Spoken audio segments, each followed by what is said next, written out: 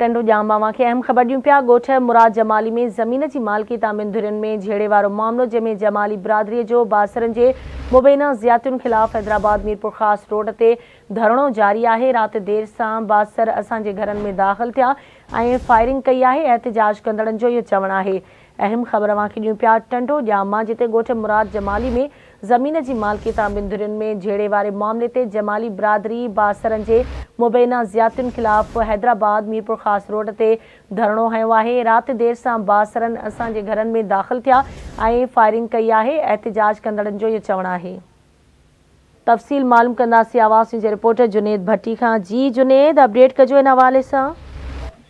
जी बिल्कुल, टंडो जाम वेझो ॻोठ मुराद जमाली जे सवें ॻोठाणनि औरतनि ऐं ॿारनि मर्दनि समेत गुलाम हुसैन जमाली मंठार जमाली की अगवानी में अॻूणे सूबाई वज़ीर अॻूणे IG सिंध गुलाम हैदर जमाली के खिलाफ़ हैदराबाद मीरपुर खां रोड ब्लॉक करे धरणो हणी छॾियो आहे।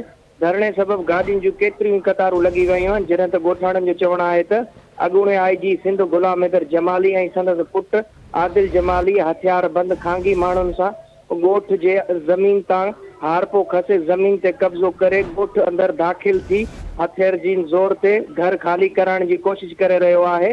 औरतनि ऐं ॿारनि जी तज़लील करे घरनि मां कढे छॾियो आहे।